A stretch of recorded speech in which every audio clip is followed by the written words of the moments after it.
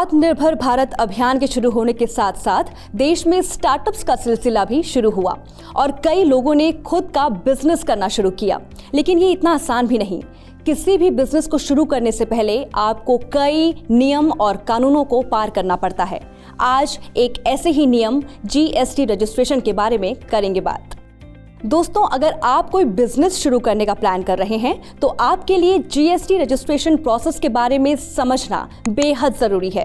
40 लाख रुपए से ज्यादा का टर्नओवर करने वाले कुछ इंडिविजुअल्स और बिजनेसेस के लिए जीएसटी रजिस्ट्रेशन करवाना जरूरी है। यहाँ ये जरूर जान लें कि जीएसटी का मतलब गुड्स एंड सर्विसेज टैक्स है। ये एक नया टैक्सेशन सिस्टम है जिसे साल 2017 में शुरू किया गया। इस सिस्टम ने देश में कई दूसरे तरह के इनडायरेक्ट टैक्सेस को पूरी तरह बदल के रख दिया। जीएसटी रजिस्ट्रेशन से लेकर जीएसटी रिटर्न्स फाइल करने तक अब ये सब कुछ ऑनलाइन किया जा सकता है। आपको करना सिर्फ ये है कि सरकार की ऑफिशियल जीएसटी वेबसाइट पर जाकर लॉगिन करिए। दोस्तों, आज की हमारी इस वीडियो के जरिए हम जीएसटी वेबसाइट, उसकी फंक्शनैलिटीज और टैक्स पेयर्स कैसे ऑनलाइन दूसरी कई तरह की सर्विसेज को एक्सेस कर सकते हैं, इन सब टॉपिक्स पर आपको जानकारी देने वाले हैं। चलिए सबसे पहले बताते हैं आपको कि आप कैसे जीएसटी पोर्टल पर रजिस्टर कर सकते हैं। जीएसटी वेबसाइट, जिसे जीएसटीएन पोर्टल भी कहा जाता है, इसका इस्तेमाल कर टैक्स पेयर्स और एप्लीकेशन सबमिट करने के अलावा आप अपने रिटर्न्स भी ऑनलाइन फाइल कर सकते हैं। चलिए सबसे पहले जीएसटी रजिस्ट्रेशन प्रोसेस को समझने की कोशिश करते हैं। पहले आपको ऑफिशियल वेबसाइट www.gst.gov.in/ पर विजिट करना होगा। यहाँ सर्विसेज टैब पर जाइए और फिर रजिस्ट्रेशन के अंदर न्यू रजिस्ट्रेशन पर क्लिक कीजिए। यहाँ अपनी कुछ डिटेल्स दीजिए जिसमें आपकी पर्सनल प्रोफाइल शामिल होगी, जैसे कि आप यूजुअल टैक्स पेयर हैं कि नहीं, नॉन रेजिडेंट टैक्सेबल पर्सन है कि नहीं, state, district, business name, pan, email और मोबाइल नंबर। इन डिटेल्स को भरने के बाद प्रोसीड पर क्लिक करिए। अगले पेज पर वो ओटीपी दर्ज कीजिए जो आपके ईमेल आईडी और मोबाइल नंबर पर भेजा गया है। फिर प्रोसीड पर क्लिक करिए। इसके बाद आपको स्क्रीन पर टेम्पररी रेफरेंस नंबर या टीआरएन नजर आने लगेगा। अब जीएसटी वेबसाइट के होम पेज पर जाइए। यहाँ टैक्स पेयर्स के अंदर रजिस्टर नाउ पर क्लिक करिए। इस बार टीआरएन का इस्तेमाल करें और प्रोसीड पर क्लिक करिए। अब वो ओटीपीज दर्ज कीजिए जो आपको आपके ईमेल आईडी और मोबाइल नंबर पर मिली। अब यहाँ आप अपनी एप्लीकेशन को एडिट और रेलिवेंट डॉक्यूमेंट्स को अपलोड कर सकते हैं। वेरिफिकेशन पेज पर जाएं और डिक्लेरेशन चेक करें। इसके बाद ईवीसी यानी इलेक्ट्रॉनिक वेरिफिकेशन कोड, ई साइन मेथड या कंपनीज के लिए डीएससी डिजिटल सिग्नेचर सर्टिफिकेट, इनमें से कोई एक मेथड का इस्तेमाल कर एप्लीकेशन सबमिट कर दें। एप्लीकेशन को सक्सेसफुली सबमिट करने के बाद एक एआरएन यानी एप्लीकेशन रेफरेंस नंबर आपके रजिस्टर्ड ईमेल आईडी और मोबाइल नंबर पर भेज दिया जाएगा।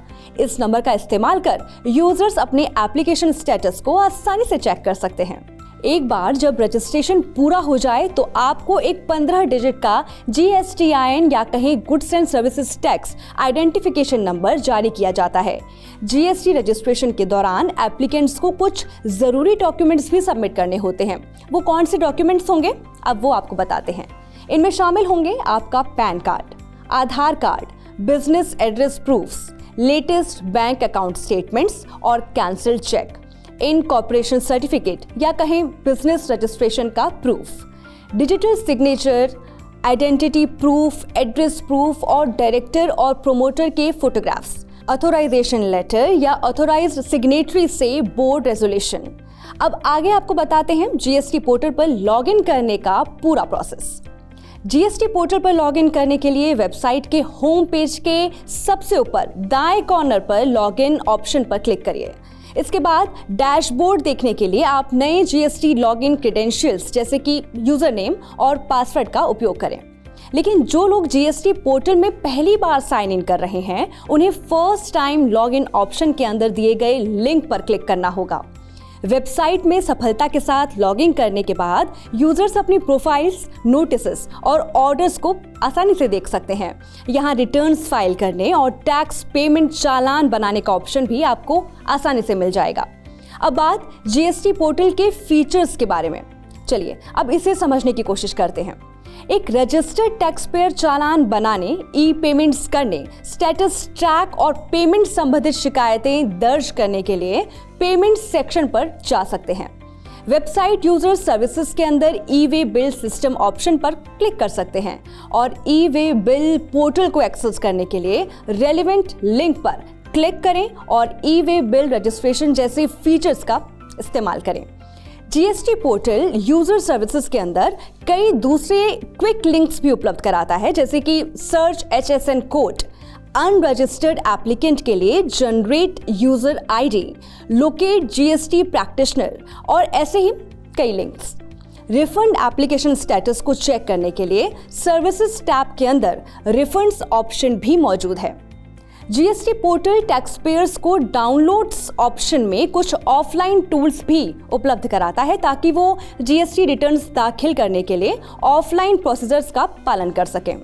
जीएसटी पोर्टल यूजर्स को ई इनवॉइस पोर्टल तक पहुंच भी उपलब्ध कराता है। Help and tax payer facilities feature के अंदर एक टैक्स पेयर को कई यूजर मैनुअल्स वीडियोस, जीएसटी से संबंधित FAQs यानी पूछे जाने वाले प्रश्न, अलग अलग सेवाएं, प्रेस रिलीजेस और पोर्टल पर उपलब्ध नई फंक्शनैलिटीज पर एडवाइजरीज की लिस्ट मिल सकती है। इसमें शिकायत दर्ज करने के लिए शिकायत निवारण पोर्टल का लिंक भी मौजूद है। यहाँ कोई भी GSPS यानी जीएसटी सुविधा प्रोवाइडर्स और फ्री अकाउंटिंग और बिलिंग सर्विसेज की लिस्ट पा सकता है। कोई भी GSTN पोर्टल पर सर्च टैक्स पेयर टैब में मौजूद दो ऑप्शंस यानी सर्च बाय GSTIN/UIN और सर्च बाय पैन में से किसी एक का इस्तेमाल करके एक टैक्स पेयर को सर्च कर सकता है। इसके अलावा यहाँ एक ऐसे टैक्स पेयर को सर्च करने के लिए भी लिंक्स मौजूद हैं जो कंपोजिशन स्कीम के लिए इन या आउट हैं। कोई भी GSTIN दर्ज करने या UIN डिटेल्स के जरिए या उस राज्य के जरिए सर्च करके जहां से रजिस्ट्रेशन हुआ है, टैक्स पेयर को सर्च कर सकता है। दोस्तों, तो अब आप भी बेझिझक कोई बिजनेस शुरू करना चाहते हैं तो शुरू कीजिए, लेकिन सावधानी और जानकारी के साथ। आज के लिए हमारी इस वीडियो में बस इतना ही। आप खुश रहिए, मस्त रहिए। For more such videos, subscribe to Housing.com's YouTube channel and hit the bell icon.